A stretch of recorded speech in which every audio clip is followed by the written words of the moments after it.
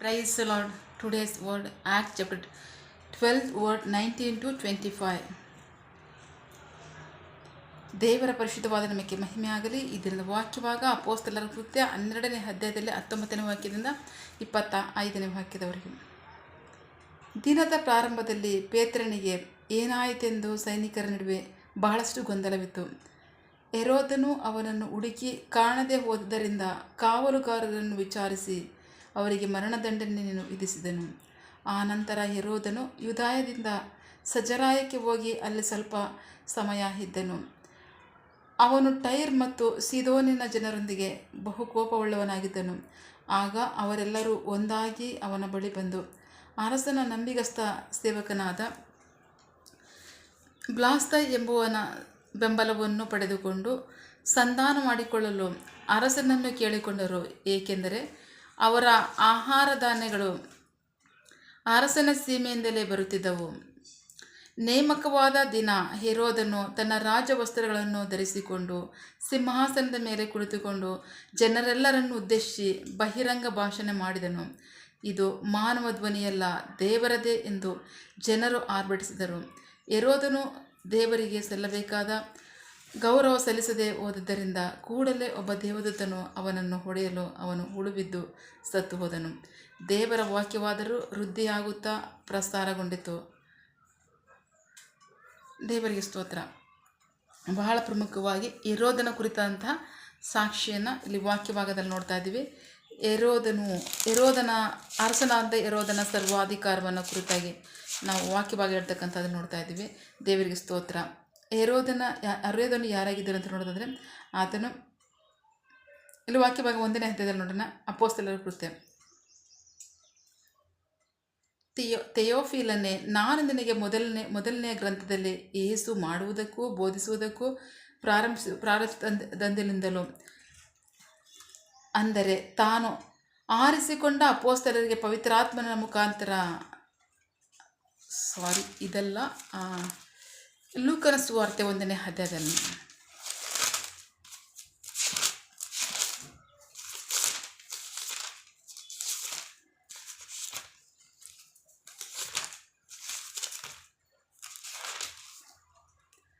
ಸನ್ಮಾನ್ಯ ಥೆಯೋಫಿಲನೇ, ನಮ್ಮ ಮಧ್ಯದಲ್ಲಿ ನಡೆದಿರುವ ಘಟನೆಗಳು ವರದಿಯನ್ನು ಬರೆದಿರಲು ಅನೇಕರು ಪ್ರಯತ್ನಿಸಿದರು.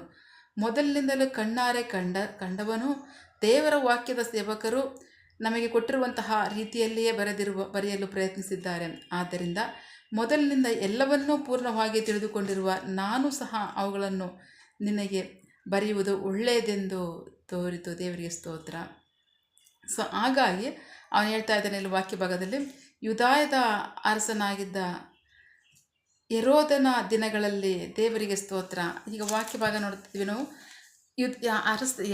ಹೆರೋದನು ಯಾರಾಗಿದ್ದ ಅಂದರೆ ಯೂದಾಯದ ಅರಸನಾಗಿದ್ದ, ಯಹೂದ ದೇಶದ ಅರಸನಾಗಿದ್ದಂತಹ ಕಾಲದಲ್ಲಿ, ಯೇಸು ಕ್ರಿಸ್ತರ ಹುಟ್ಟಿ ಬಂದಂತಹ ಕಾಲದಲ್ಲಿ, ಅವರು ಸೇವೆ ಮಾಡಿದಂಥ ಕಾಲದಲ್ಲಿ, ಅಪೊಸ್ತಲರು ಸೇವೆ ಮಾಡುವ ಸನ್ನಿವೇಶದಲ್ಲೂ ಸಹ ಹೆರೋದನೇ ಯೂದಾಯದಲ್ಲಿ ಅಂದರೆ ಯಹೂದ ದೇಶದಲ್ಲಿ ಅರಸನಾಗಿದ್ದ. ಆ ಕಾಲದಲ್ಲಿ ಯೇಸು ಕ್ರಿಸ್ತರ ನಂತರ ಸುವಾರ್ತೆ, ಈಗ ಅಪೊಸ್ತಲರೇನು ಯಹೂದರಲ್ವಾ? ಎಸ್, ಅವರು ಯಹೂದರೇ. ಸುವಾರ್ತೆ ನಂಬಿ ರಕ್ಷಣೆ ಹೊಂದವರು ಯಹೂದರಲ್ವಾ? ಅವರು ಯಹೂದರೇ. ಸುವಾರ್ತೆಯನ್ನು ಪ್ರಪಂಚದ ಮೂಲೆ ತೆಗೆದುಕೊಂಡು ಹೋದವರು ಯಾರು? ಯಹೂದರಲ್ವ ಅಂದರೆ ಅವರು ಯಹೂದರೇ, ಎಲ್ಲರೂ ಯಹೂದರೇ. ಬಟ್ ಸುವಾರ್ತೆಯನ್ನು ನಂಬದೇ ಹೋದಂತಹ ಅವಿಧೇಯರಂಥ ಜನರು, ಅದರಲ್ಲೂ ಬಹಳ ಪ್ರಮುಖವಾಗಿ ಫರಿಸಾಯರು, ಸದ್ದುಕಾಯರು, ಯಾಜಕರಾಗಿರ್ತಕ್ಕಂಥವರು ಹೆಚ್ಚಾಗಿ ದ್ವೇಷಿಸಿದ ಉದ್ದೇಶ ಏನಂದರೆ ಮೋಶೆಯ ಧರ್ಮಶಾಸ್ತ್ರವನ್ನೇ ನೀವು ಅನುಸರಿಸಿ ನಡೆಯಬೇಕು. ಯೇಸು ಕ್ರಿಸ್ತರು ಮೋಶೆಯ ಧರ್ಮಶಾಸ್ತ್ರಕ್ಕೆ ವಿರುದ್ಧವಾಗಿ ನಡೆದಿದ್ದಾರೆ. ಯಾಕೆಂದರೆ ಸಬ್ಬತ್ತನ್ನು ಅವರು ಗೌರವಿಸಲಿಲ್ಲ. ಹಾಗಾಗಿ ಇದನ್ನು ನಾವು ನಂಬೋಕ್ಕಾಗಲ್ಲ ಅನ್ನೋದು ಅವ್ರ ಉದ್ದೇಶ. ಬಟ್ ಧರ್ಮಶಾಸ್ತ್ರವನ್ನು ಅರ್ಥ ಮಾಡ್ಕೊಳ್ಳೋಷ್ಟು ಪವಿತ್ರಾತ್ಮರು ಅವ್ರನ್ನ ಮುಟ್ಟಿರಲಿಲ್ಲ. ಅಪೊಸ್ತಲರನ್ನು ಮುಟ್ಟಿದಂದರೆ ಖಂಡಿತವಾಗ್ಲೂ ಅಪೊಸ್ತಲರಲ್ಲಿ ಪವಿತ್ರಾತ್ಮರು ಬಂದರು. ಯೇಸುವನ್ನು ನಂಬೋದ್ರ ಮೂಲಕವಾಗಿ ಅಪೊಸ್ತಲರನ್ನು ಪವಿತ್ರಾತ್ಮರು ಮುಟ್ಟಿದ್ರು. ಅವರು ಖಚಿತವಾಗಿ ಅವರು ಪೂರ್ತಿ ಅರ್ಥ ಮಾಡಿಕೊಂಡ್ರು. ವಿಶ್ವಾಸಿಗಳಿರ್ತಕ್ಕಂಥ ಜನರು ದೇವರಲ್ಲಿ ವಿಶ್ವಾಸ ಇಡೋದ್ರ ಮೂಲಕವಾಗಿ, ಕ್ರಿಸ್ತನಲ್ಲಿ ವಿಶ್ವಾಸ ಇಡೋದ್ರ ಮೂಲಕವಾಗಿ ಪವಿತ್ರಾತ್ಮರನ್ನು ಮುಟ್ಟಿದ್ರು, ಅವರು ಅರ್ಥ ಮಾಡಿಕೊಂಡ್ರು. ಆದರೆ ಇವರು ಯೇಸುವನ್ನು ದ್ವೇಷದ ನಿಮಿತ್ತವಾಗಿ ಪವಿತ್ರಾತ್ಮರವ್ರನ್ನ ಮುಟ್ಟಲಿಲ್ಲ. ಹಾಗಾಗಿ ಧರ್ಮಶಾಸ್ತ್ರವನ್ನು ಸಂಪೂರ್ಣವಾಗಿ ಅರ್ಥ ಮಾಡ್ಕೊಳ್ಳೋಕ್ಕಾಗಲ್ಲ. ಧರ್ಮಶಾಸ್ತ್ರದ ರಹಸ್ಯ ಮಹತ್ವದಲ್ಲಿರ್ತಕ್ಕಂಥ ರಕ್ಷಣೆಯನ್ನು ಅವ್ರು ಅರ್ಥ ಮಾಡ್ಕೊಳ್ಳೋಕ್ಕಾಗಲಿಲ್ಲ. ಸೊ ಅರ್ಥ ಮಾಡ್ಕೊಳ್ಳೋಕ್ಕಾಗದಿದ್ದ ನಿಮಿತ್ತವಾಗಿ ಸಂಪೂರ್ಣವಾಗಿ ಸುವಾರ್ತೆಯನ್ನು, ಅಪೊಸ್ತಲರನ್ನ ನಂಬಿ ರಕ್ಷಣೆ ಹೊಂದಿದ ವಿಶ್ವಾಸಿಗಳನ್ನು ಅವರು ದ್ವೇಷಿಸ್ತಾ ಇದ್ದರು. ಆ ದ್ವೇಷಿಸುವ ಸಮಯವನ್ನೇ ಸದುಪಯೋಗ ಮಾಡಿಕೊಂಡಂತಹ ಅರಸನ ಅಂತ ಇರುವುದನ್ನು ವಿಶ್ವಾಸಿಗಳಂಥ ಜನರಿಗೆ ಬಹಳವಾಗಿ ಹಿಂಸೆ ಕೊಡೋದು. ಅಷ್ಟು ಮಾತ್ರ ಅಲ್ಲ, ಅಪೋಸ್ತಲರನ್ನ ಬಹಳವಾಗಿ ಹಿಂಸೆ ಕೊಡೋದು, ಅವ್ರನ್ನ ಕೊಲೆಗೊಪ್ಸೋದು. ಅದಲ್ಲದೆ ಪೇತ್ರನ್ನು ಸಹ ಇಲ್ಲಿ ವಾಕ್ಯಭಾಗ 19ನೇ ಅಧ್ಯಾಯದಲ್ಲಿ ನೋಡಿದ್ರೆ ಪೇತ್ರನ್ನು ಸಹ ಸೆರೆಗೆ ಹಾಕಿಸಿದ. ಪೇತ್ರನ್ನು ಸಹ ಸೆರೆಗೆ ಹಾಕಿಸಿ ಅವನು ಸಹ ಕೊಲ್ಲೋ ಪ್ರಯತ್ನ ಮಾಡಿದ್ದ. ಬಟ್ ಈ ಹಬ್ಬ ಮುಗಿದೋಗಲಿ, ಹಬ್ಬ ಮುಗಿದ ಮೇಲೆ ಅವನ್ನ ಹೊರಗೆ ತಂದು ಜನರ ಮುಂದೆ ಒಪ್ಪಿಸಿ ಆಮೇಲೆ ಅವ್ನು ಮಾಡಬೇಕಾಗಿರೋ ಕಾರ್ಯನ ನಾನು ಮಾಡ್ತೀನಿ ಅನ್ನೋ ಉದ್ದೇಶನ ಇಟ್ಕೊಂಡಿದ್ದ. ಸೊ ಆ ಸನ್ನಿವೇಶದಲ್ಲಿ ಪೇತ್ರನಿಗೆ ಅದ್ಭುತವಾಗಿ ದೇವರು ಬಿಡುಗಡೆ ಮಾಡಿದ್ರು. ತನ್ನ ದೂತರನ್ನು ಕಳಿಸಿ ಅವನ್ನ ಬಿಡುಗಡೆ ಮಾಡಿದ್ರು. ಅದನ್ನು ವಿಚಾರಿಸಿ ಅವನು ತೋಡ್ತಾನೆ. ಪೇತ್ರ ಇಲ್ಗೋದಂತ ಕೇಳಿದಾಗ ಆ ಕಾವಲುಗಾರರಿಗೂ ಸಹ ಗೊತ್ತಾಗಲಿಲ್ಲ ಏನು ಹೇಳಬೇಕು ಅಂತ. ಕಾವಲುಗಾರರು ನೋಡಿರಲಿಲ್ಲ. ಕಾವಲುಗಾರರನ್ನ ಮರಣ ದಂಡೆಗೆ ಒಪ್ಪಿಸ್ತ. ಅಂದರೆ ಜನರನ್ನ ಅಷ್ಟು ಮಟ್ಟಿಗೂ ಅಷ್ಟು ಮಟ್ಟಿಗೂ ಕ್ರೂರವಾದಂಥ ಅರಸನು ಹೆರೋದನಾಗಿದ್ದ.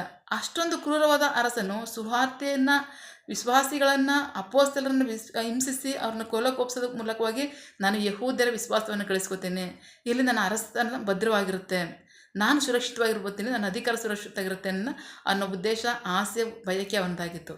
ಸೊ ಹಾಗಾಗಿ ಬಹಳವಾಗಿ ಸುವಾರ್ತೆಯನ್ನು ವಿರೋಧಿಸ್ತಾ ಇದ್ದ, ಬಹಳವಾಗಿ ಅಪೊಸ್ತಲರನ್ನು ವಿರೋಧಿಸ್ತಿದ್ದ, ಬಹಳವಾಗಿ ವಿಶ್ವಾಸಿಗಳನ್ನು ವಿರೋಧಿಸಿದ್ದ. ಕೊಲ್ಲೋ ಅಷ್ಟು ಮಟ್ಟಕ್ಕೂ ಸಹ ಅವನು ಕಠಿಣಕರವಾಗಿದ್ದಂಥ ಅರಸನಾಗಿದ್ದ. ಆ ಸನ್ನಿವೇಶದಲ್ಲಿ ಇನ್ನು ಜನರು ಏನು ಮಾಡ್ತಾರೆ, ಭಯಪಟ್ಟು ಅವ್ರು ನೋಡಿದ್ರು, ಯಾಕೆ ಇದು ಸರ್ವತ ಎಲ್ಲ ಅರಸನಿಗೆ ನಾವು ವಿಧೇಯರಾಗ ಸರಿ, ಅರಸನ ಜೊತೆ ನಾವು ರಾಜ್ಯ ಆಗ ಸರಿ ಅಂತೇಳಿ ಜನರು ಅರಸನಿಗೆ ವಿಧೇಯರಾಗೋದಕ್ಕೂ ಅರಸನ ರಾಜ್ಯ ಮಾಡ್ಕೊಳ್ಳೋದಕ್ಕೂ ಪ್ರಯತ್ನ ಪಟ್ಟರು.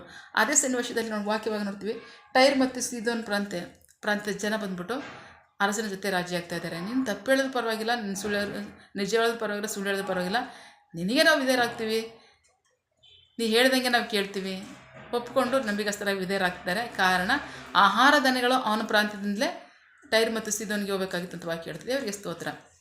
ದೇಶ ಒಂದೇ ಆಗಿತ್ತು, ಆದರೆ ಜನಕ್ಕೆ ಅವಶ್ಯಕತೆಗಳು ಮುಖ್ಯ ಅಲ್ವಾ.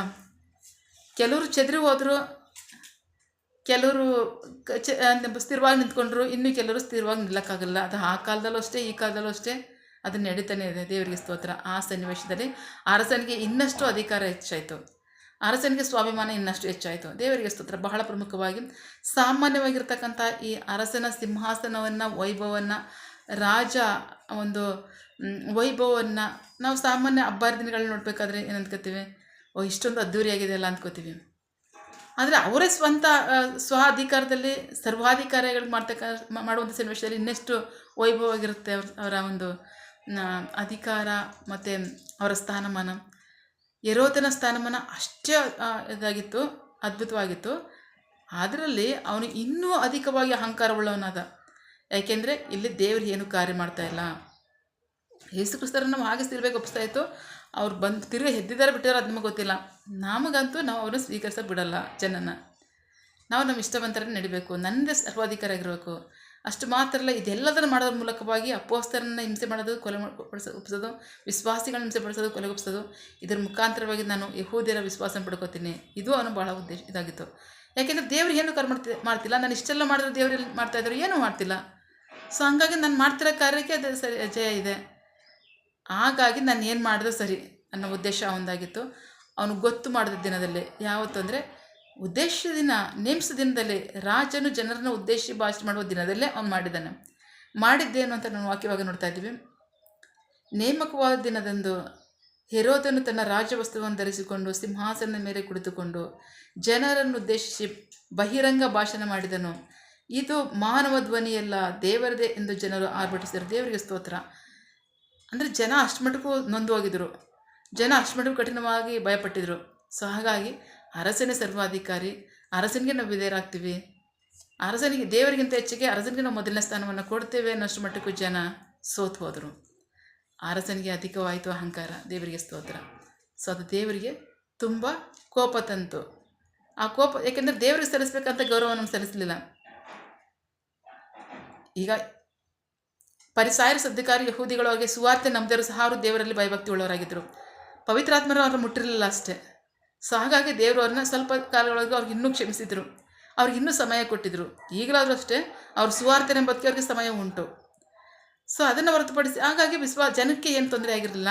ಬಟ್ ಅರಸನು ಮಾತ್ರ ಸರ್ವಾಧಿಕಾರಿಯಾಗಿ ಅಹಂಕಾರಿಯಾಗಿ ನಡ್ಕೊಂಡ ನಿಮಿತ್ತವಾಗಿ ದೇವರು ತನ್ನ ದೂತನನ್ನು ಕಳಿಸಿ ಅವನಿಗೆ ಹುಳವನ್ನು ಹಾಕಿ ಹುಳ ಬಿಡೋ ಥರ ಮಾಡಿ ಅವನು ಸಾಯಿಸ್ತಾರೆ. ದೇವರಿಗೆ ಸ್ತೋತ್ರ. ಆದರೆ ದೇವರ ವಾಕ್ಯವರು ಎಲ್ಲ ಕಡೆ ಹರಡುತ್ತಂಥ ವಾಕ್ಯ ಇರುತ್ತೆ. ದೇವರಿಗೆ ಸ್ತೋತ್ರ.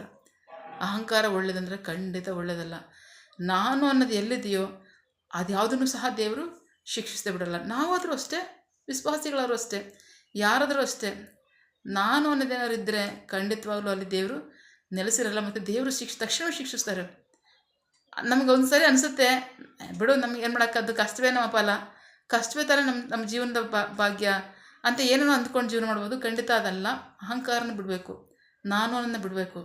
ದೇವರೇ ಸರ್ವಾಧಿಕಾರಿ, ಸಮಸ್ತ